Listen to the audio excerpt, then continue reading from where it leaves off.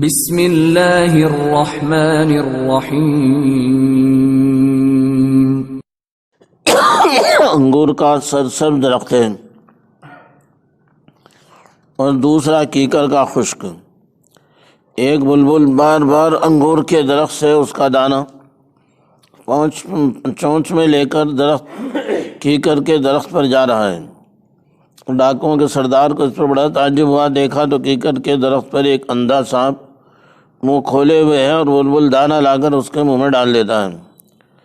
اس نے غور کیا کہ ایک اندھے سانپ کے روزی کا اللہ جل شانہ نے یہ انتظام فرما رکھا ہے تو کیا وہ ہمارے لیے نہ کرے گا؟ یہ واقعہ اس کی ہدایت کا بہانہ بن گیا۔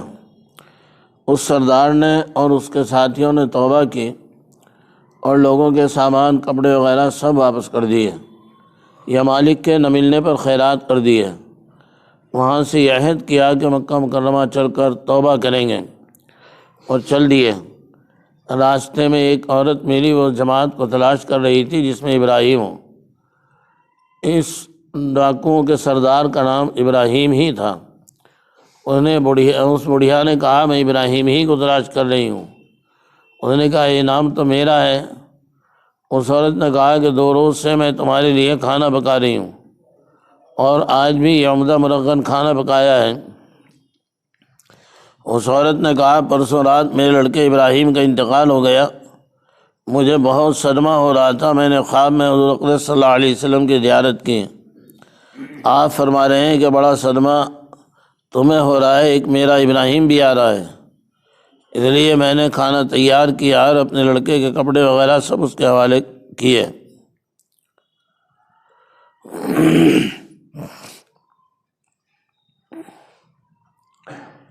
ارشاد فرمائے کہ ہمارے دادا کے زمانے میں اتفاقاً نظام الدین کا گھنٹہ بند ہو گیا۔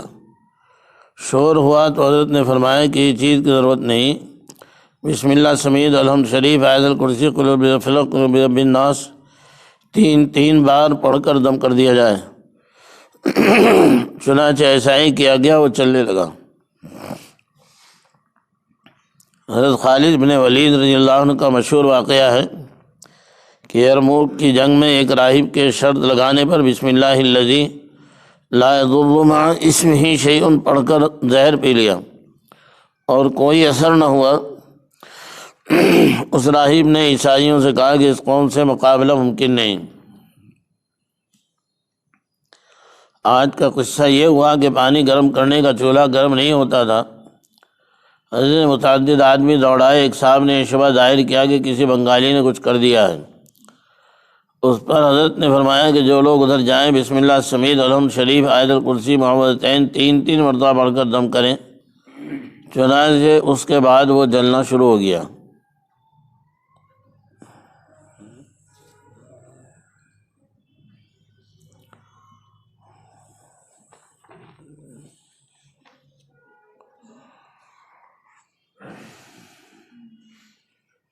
ایک بزرگ کا بھی واقعہ ہمارے حضرت نے سنایا کہ وہ تہجد میں اٹھے تو سخت اندھیرا تھا، کچھ نظر نہیں آ رہا تھا، بجلی بھاگی ہوئی تھی۔ اللہ سے دعا کی کہ اللہ کہیں ٹکرا گر گئے تو اور چوٹ ہوگی، آپ کے لیے تو اجالا کر دینا کوئی مشکل نہیں ہے۔ انہوں نے دعا کی تو ایک دم سارے بلب روشن ہو گئے۔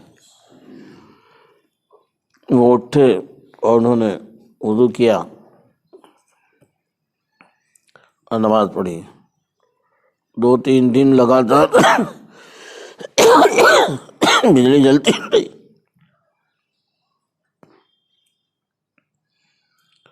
پھر تیسرے یا چوتھے دن وہ کوئی خواب دیکھا یا کچھ الہام کی شکل میں یہ بات سامنے آئی کہ کہا جا رہا ہے کہ ہم اسباب کے ماتحت رہنا پسند کرتے ہیں۔ جب یہ بات سامنے آئی تو فوراً اپنے بچوں سے کہا کہ بھائی دیکھو محلے میں بجلی آ رہی نہیں آ رہی، پتہ چلا کئی دنوں سے تار کٹا ہوا، کہیں بجلی نہیں آ رہی۔ یہ تو ان کے معجزے کی وجہ سے اور ان کے کراماتی طور پر ہی ان کی دعا کی برکت سے بجلی آ رہی تھی۔ تب حضرت نے کہا کہ بھائی ٹھیک ہے جاؤ تار جوڑو، اور جب تار جوڑنے کی طرف وہ لوگ چلے اور کوشش کی اور تار جوڑا تو اس کے بعد پھر بجلی آئی، اس وقت موقوف ہو گئی۔ تو اللہ رب العزت دعا سن لیتے ہیں اپنے بندوں کی، تو اس طرح کے معاملات ان کے ساتھ کر دیتے ہیں۔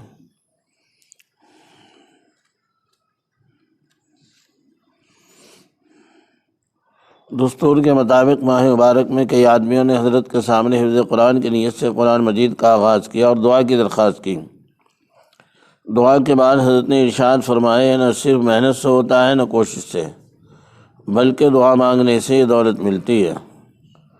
فضائل قرآن میں ایک مجرب عمل اس کا بتایا گیا ہے، جس کو خصوصیت سے حضور اقدس صلی اللہ علیہ وسلم نے حضرت علی رضی اللہ عنہ کو بتایا تھا۔ اس پر عمل کرنے والوں کے کثرت سے خطوط آئے کہ اس کی برکت سے حفظ ہو گیا۔ مولانا امیر احمد صاحب نے اپنا قصہ خود سنایا کہ وہ یہاں شاخ میں مدرس تھے، 8-10 روپے تنخواہ پاتے تھے۔ انہوں نے بتایا کہ تجربہ کرنے کے لیے میں نے اس پر عمل کیا کہ صبح کو آدھ پون گھنٹہ مدرسے جاتے ہوئے راستے میں یاد کرتے ہیں، اور اسی طرح 2 ماہ عصر کے بعد تفریح میں یاد کرتے تھے، بقیہ اوقات میں گنجائش نہیں تھی۔ اسی طرح مدرسی کرتے ہوئے 7 مہینے میں پورا قرآن حفظ ہو گیا۔ ان کے چھوٹے بھائی دور حدیث میں تھے، میں نے ان کو غیرت دلائی، چنانچہ اس نے دورہ پڑھتے پڑھتے یاد کر لیا۔ ہمارے یہاں کاندلے میں میرے بچپن میں مؤذن کے سوا سب حافظ تھے۔ لوگ کہا کرتے تھے، او ملا تو نے روک رکھا ہے، اگر نہ ہوتا تو ساری مسجد کے لوگ حافظ ہوتے۔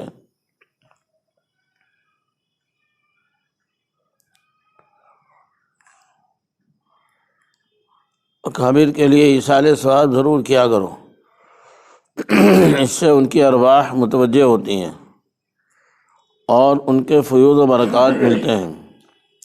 حاجی عبد الرحمن صاحب نو مسلم میرے تایا ابا کے زمانے میں اسلام لائے تھے۔ ان کی بہت سی خصوصیات ہیں جو سوانح حضرت مولانا محمد الیاس رحمۃ اللہ علیہ مذکور ہیں۔ اللہ تعالیٰ نے ان کو ایک خاص عطا فرمائی تھی کہ ان کے ذریعے بہت سے آدمی اسلام لائے۔ ایک مرتبہ دلی میں ایک تانگے والے کے پاس گئے، اس نے کہا کہ میری گاڑی میں جگہ نہیں ہے۔ بہرحال بہت جھگڑنے کے بعد تانگے والے نے بٹھا لیا۔ اللہ کی شان، دلی سے نظام الدین پہنچے کہ وہ مسلمان ہو گیا۔ انہوں نے میرے چچا جان کے انتقال پر ایک معمول یہ بنایا تھا کہ سورہ یاسین پڑھ کر اور 2 رکعات نفل پڑھ کر ایصال ثواب کیا کرتے تھے۔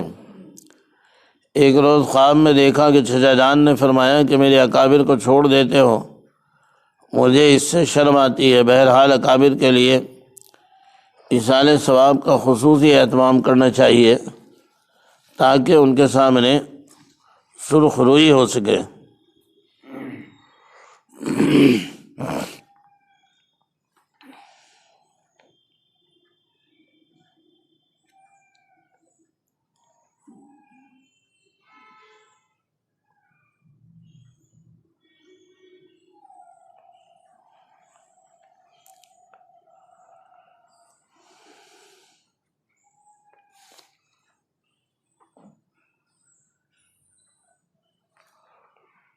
ارشاد فرمایا، اس وقت ڈاکٹر غلام کریم صاحب علاج کے بہت شوقین ہیں۔ اس وقت میں ان سے کہہ رہا تھا کہ نہ میری نبض دیکھنا نہ دوا دینا۔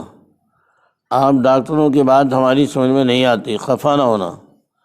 اگر کوئی روٹی نہ کھائے تو کہتے ہیں کہ ضعف آ گیا ہے۔ ہم لوگوں کو فکر ہوتی ہے خمیرہ چاہیے، دوا چاہیے۔ اوراد و وظائف روح کی غذا ہے، مگر ان کے چھوٹنے پر افسوس نہیں ہوتا۔ حالانکہ اصل روح ہے، روح کے ضعف کی فکر نہیں ہوتی، جسم کی فکر ہوتی ہے، روح اصل ہے۔ اسی سے جسم کا قوام ہے، روح میں اگر قوت ہے تو سب کچھ ہے۔ میرے چچا جان کو دلی کے مشہور ڈاکٹر نے دیکھا اور بہت سے آلات لگا کر دیکھا اور کہا کہ یہ زندہ کس طرح ہیں، جسم میں قوت نہیں ہے، صرف روح کی قوت سے زندہ ہیں۔ ہمارے شہر کے مشہور ڈاکٹر برکت مرحوم حضرت مدنی رحمۃ اللہ علیہ کو دیکھنے جاتے تھے، میں بھی ان کے ساتھ جاتا تھا۔ انہوں نے کئی دفعہ مجھ سے کہا کہ میں نے بہت سے آلات کے ذریعے حضرت کا اچھی طرح معائنہ کیا، طبی اصول سے ان کو زندہ نہیں رہنا چاہیے۔ ان کا معدہ، جگر وغیرہ نے جواب دے دیا ہے۔ البتہ دل بہت قوی ہے، اس میں ضعف نہیں ہے، اس لیے کہ روح کو غذا ملتی رہتی ہے، چنانچہ انتقال سوتے سوتے ہو گیا۔ حضرت رحمۃ اللہ علیہ کو دل کی بیماری بتائی گئی تھی، اس لیے ڈاکٹر نے کہا تھا کہ تیمم کریں اور بیٹھ کر نماز پڑھیں، مگر ہمیشہ کھڑے ہو کر نماز پڑھی ہے، کبھی تیمم کر لیتے اور کبھی وضو۔ میرے چچا جان نے تو اخیر تک وضو سے نماز پڑھی۔ میرے چچا جان یعنی حضرت جی الیاس رحمۃ اللہ علیہ نے انتقال کے وقت آخری رات میں فرمایا تھا کہ میرا جی چاہتا ہے کہ خوب غسل کروں، اچھے کپڑے پہنوں اور خوشبو لگاؤں۔ یہ بھی فرمایا تھا کہ میں آج میری آخری رات ہے، اس لیے میں چاہتا ہوں کہ اچھی طرح رہوں۔ ارشاد فرمایا، ایک بزرگ تھے، ان کی فجر کی جماعت فوت ہو گئی۔ صبح سے رنج و غم میں دوپہر تک بیٹھے رہے، فرمانے لگے کہ بے حسی کی کوئی حد ہے، اگر میرے لڑکے کا انتقال ہو جاتا تو بہت لوگ میرے یہاں تعزیت کے لیے آتے، اور نماز کی جماعت چھوٹ جانے پر کوئی تعزیت کے لیے نہیں آیا۔ میرے دوستو، خوب یاد کر لو، دنیا اور آخرت دونوں جگہ کام آئے گا۔ روح میں اگر قوت آ جائے تو بیماری وغیرہ سب لڑکتی رہیں گی، اور اگر اس میں ضعف اور کمزوری ہے تو مشکل ہے۔ اگر اللہ جل شانہ کی ذات پر اعتماد و توکل پیدا ہو جائے، یہ صرف زبان پر نہیں بلکہ دل میں اتر جائے، ڈاکٹر وغیرہ کی چندہ ضرورت نہیں۔ حضرت بکر صدیق رضی اللہ عنہ تبوک کے موقع پر اپنا سارا اثاثہ لے کر حاضر ہوئے، اور حضرت عمر رضی اللہ عنہ آدھا لائے، دونوں کا مال آپ نے قبول فرما لیا۔ ایک اور صاحب سونے کا ایک ڈلا لے کر آئے اور آپ کی خدمت میں پیش کیا، آپ نے رخ مبارک پھیر لیا۔ دوسری طرف پھر آپ نے رخ مبارک پھیر لیا، پھر تیسری طرف آئے۔ راوی بیان کرتے ہیں حضور صلی اللہ علیہ وسلم نے وہ ڈھیلا کھینچ کر پھینک دیا، اگر لگ جاتا تو زخمی کر دیتا۔ حضرات شیخین کامل توکل کے مقام پر تھے، اس لیے آپ نے قبول فرما لیا، اور یہ صاحب اس درجے پر نہیں تھے، اس لیے آپ نے واپس کر دیا۔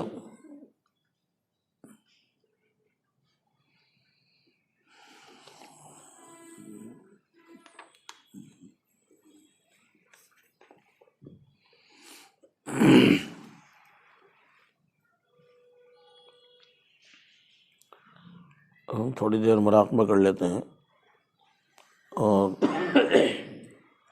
اس میں نیت یہ کریں کہ اللہ کی رحمت، پہلے سوچ لیں تھوڑی دیر کہ اللہ کی رحمت آ رہی ہے اور میرے دل میں سما رہی ہے، اور میرے دل کو روشن اور منور کر رہی ہے،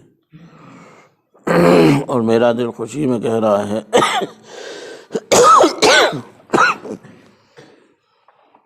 اللہ اللہ اللہ، دل کہہ رہا ہے اور ہم سن رہے ہیں۔ بس اس کے بعد پھر دل کی دھڑکنوں ہی کو سنتے رہیں، زبان سے سانس سے کچھ نہ کہیں، بس دل کی جو دھڑکن ہے اس میں سوچتے رہیں کہ میرا دل اللہ اللہ اللہ کہہ رہا ہے۔ تھوڑی دیر مراقبہ کریں، تھوڑا